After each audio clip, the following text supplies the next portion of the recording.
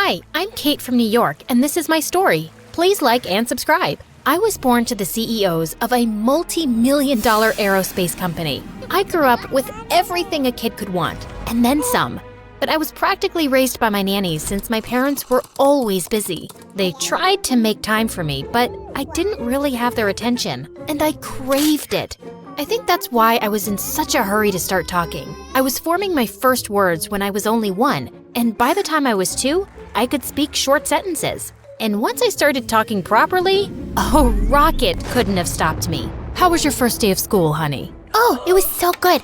I felt kind of scared, but then the teacher with the black hair and the green eyes and the big ears came and took me to class. And my classroom is so nice and it's all yellow and there was 20 kids and they're all my friends. That's because I gave them all markers and my first class was about alphabets and it was boring. And then I saw a boy's butt crack and I started laughing at it and the teacher looked mad, but then...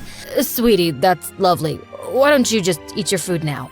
I was at the best part, Daddy. Oh, now I have to start again. Okay, so my first day of school, I just had this need to interact with people. I chatted to strangers in the park, at the grocery store, at the cinema. When my friends came over for play dates, I tried to make them stay as long as I possibly could. But you haven't seen our basement yet. It's really cool and I think it's haunted. And you still haven't met my imaginary friends. Okay, how about I show you my magic tricks? I even talked to people in my sleep. My parents found me exhausting, and soon my teachers started complaining about my disruptive behavior in class. I was tested for ADHD, but there wasn't anything wrong with me. She's very bright and just seeks attention a little more than other kids.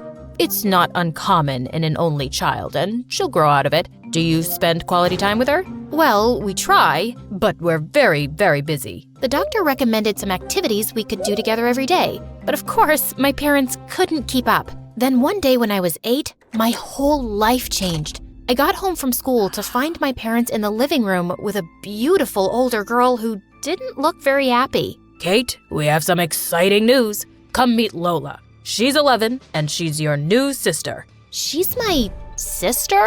But I didn't see your tummy growing, Mom. Where did she come from? Why is she so big? Why is her hair red? What? Honey, she's our employee's daughter and we've adopted her. I'll explain to you later what that means. Why don't you say hello and show her to her room? Lola still hadn't spoken a word, but I talked nonstop as I took her hand and led her away.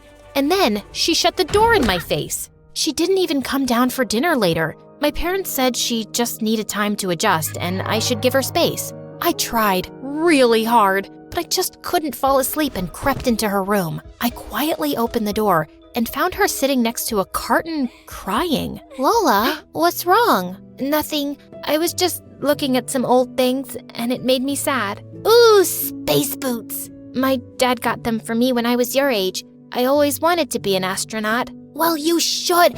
It'll be so cool. Yeah, but my dad won't be there to see me become one. As the tears rolled down her cheeks, I suddenly hugged her tight and she didn't push me away. I'll be there to see you take off on a rocket. I'll always be there for you, Lola. Lola smiled, then suddenly hopped onto the armchair and held out a hand to me. Want to take a closer look at the Milky Way? Welcome aboard the North Star Express. We imagined flying through the universe, dodging meteors and alien spaceships, and it was the best night of my life. And I quickly grew to love Lola. She had long red hair that she let me braid as much as I wanted. She'd play with me whenever I asked, even if she was in the middle of something. And soon, I became as obsessed with everything space-related as she was. We both dressed up in matching Princess Leia outfits that Halloween, and everyone in the neighborhood agreed we looked incredible. Let's be Buzz Lightyear next time. Sure thing. Lola was an excellent student too, and she helped me with my studies.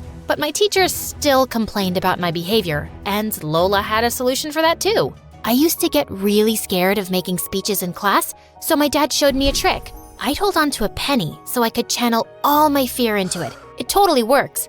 So whenever you feel the urge to talk during lessons, just hold on to this and channel all your energy into it, and save all your stories for me. My parents were so proud of my progress, and they adored Lola. Life seemed perfect. But then Lola started high school and everything started changing. She cut her beautiful hair short and changed her wardrobe. And when I asked her to do something with me, she always had an excuse. I have a club meeting after school. I'm meeting up with a couple of friends. I have a paper to finish. Sorry. On the weekends, she started interning at my parents' company and we spent no time together. But the perfect opportunity came on my 13th birthday when my parents gifted me tickets to an amazing space park and even arranged a hotel stay for me and Lola. I'd barely seen her at home lately, so the next day at school, I ran over to her at recess. "Hey Lola, guess what we're doing on my birthday? We're going to Space World, and we'll have the whole weekend to ourselves. Woohoo!" This weekend? I completely forgot it was your birthday. I'm going to a concert with my friends. What do you mean? It's my birthday. Well, we can do it another weekend. But how could you forget? If you won't come to Space World, then at least take me to the concert with you. No way, no toddlers allowed. Of course I'm not bringing her. We always spend our birthdays together, Lola. What's wrong with you?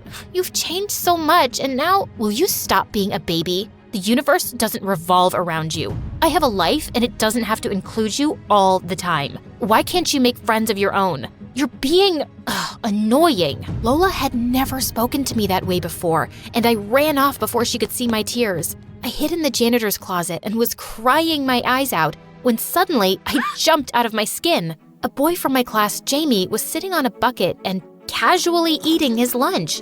"What are you doing here?" I could ask you the same thing. "I'm crying, can't you see?" "I'm eating a sandwich. Can't you see? Do you want one?" This is really not a good sandwich. Oh, I know that. And I have to eat 2 every day. My sister never eats her lunch because she hates it, and I don't want to hurt Mom's feelings. But why are you hiding in the closet? Aren't you one of the cool skateboarding kids? Yeah, but I like being alone sometimes. I have 3 older sisters and the youngest one who practically lives in my room. She's so annoying. My house is almost empty and my sister's too busy for me. She's like you, I guess. She finds me annoying now. Yeah, so how about you back off a bit? And dude, your house sounds like heaven. Jamie and I became friends that day, and soon I started inviting him over. We play video games and have arm wrestling matches. He even taught me how to skate. And maybe he was right. I just needed to give Lola some space to fix things between us. Except they got so much worse. Over a few months, Lola changed into this person I no longer recognized. She suddenly ended the internship, saying she didn't want to work at my parents' company anymore. One day, I walked past her room to see that she'd torn down her Neil Armstrong poster and replaced it with Justin Bieber. She was never home for dinner because she was out with her friends, and even her grades began to suffer. Late one night in 9th grade, when my parents were away, I woke up to some sound and spotted Lola outside in the garden, kissing a strange boy. I sneaked out to get a closer look, but then they both climbed onto his bike and left. I hopped onto my bicycle and pedaled fast to keep up, and to my surprise, they ended up outside my parents' company and then started putting on ski masks and gloves. We don't have a lot of time. The security guards will be coming by in an hour. I'll get you into the system, and you have to make sure the software is completely wrecked, okay? Are you sure about this? Yes, I'm sure. Okay, just checking. It'll only take me 30 minutes, babe. Hold it. What do you think you're doing, Lola? Kate, did you follow me here? Yeah, and good thing I did. Are you insane? Why are you planning on wrecking our parents' software? Your parents are not my parents, and there are things you won't understand. I'm not a kid anymore, so try me.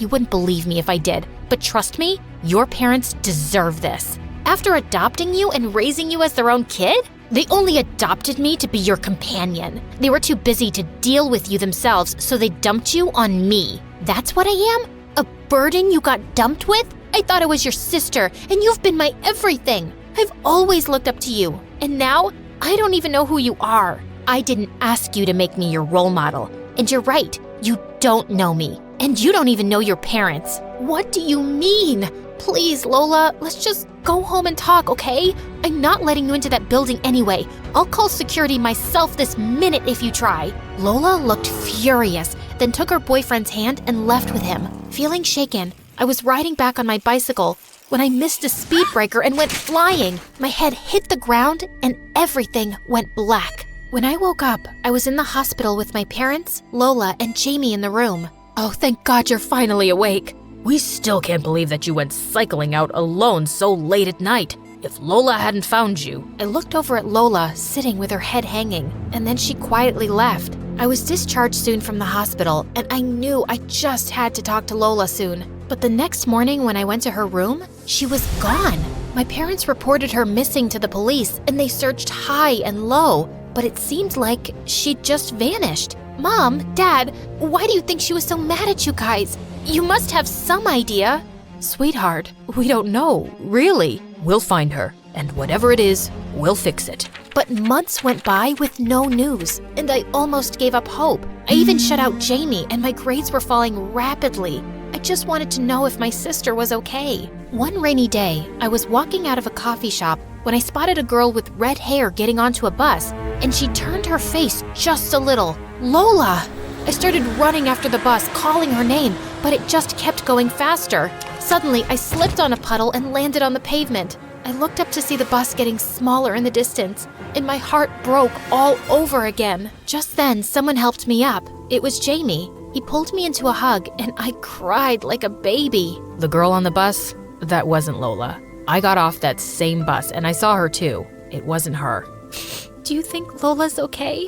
Yeah, I think so. She's almost a grown-up, Kate. You can't find her because she doesn't want to be found yet. Till then, you can have all 4 of my sisters. I started hanging out with Jamie again, and slowly I started getting better. By the time we graduated high school, we'd started dating. I began my degree in astrophysics because I still wanted to be an astronaut, just like Lola and I had dreamt. My parents asked me to visit them one weekend at their office, and when I entered, I was completely shocked to see Lola inside. She looked thinner, but as beautiful as always. Kate, we were waiting for you to start. Lola is here because she's suing our company. What? Why? Because your parents are responsible for what happened to my dad. What? When I started working as an intern here, I wanted to know more about Dad's accident at work. I looked into his records and realized that he'd been working 80 hours a week. Sometimes he'd work both day and night shifts. I'd hardly see him at home because you guys worked him so hard. You caused his heart attack. Lola, he never mentioned any medical condition in his records, and he requested to work overtime for extra money. It was his choice, but it's way beyond the legal limit, and you should have never allowed it. My parents stepped out of the room with their lawyer while my head was still spinning. When they returned moments later, my dad spoke. We don't want to fight our daughter, and you're right, Lola. We never should have allowed that. We didn't realize the toll it might take on him. We'll pay whatever damages you've demanded, with our deepest apologies. And we can't replace your dad, but you will always have a family to come to if you want it. Lola teared up and left the room wordlessly, and I followed. No, you don't get to do that again. You're gonna leave without even speaking to me? If only you talked before. I was so angry. I felt rage every time I thought about my dad and the life I never got to have with him. I don't want your parents' money. I just wanted to make them suffer, but I can see I've already done that. Maybe it was nobody's fault. Just come home, please. I can't, but I'll make plans to see you in a few days. I promise. And she kept her word when she met me at a cafe a week later with a beautiful red-haired baby. Is this your daughter? Lola then told me that she'd moved to another town with her boyfriend, who she was still happily with, and she'd put herself through community college to study engineering and had also been working on the side. I was so driven to save up for a lawyer to fight your parents, and I've caused everyone so much pain. Most of all, you. I am so sorry. You were in pain yourself, Lola. Just come back and be an astronaut with me. I don't think that's my dream anymore, Kate. It hasn't been for a while, but I'm so proud that you're pursuing yours. And I'll be there to see you take off on a rocket, and I'll always be a part of your life. 4 years later, I'm on my first mission to space, and my big sister's face is the proudest.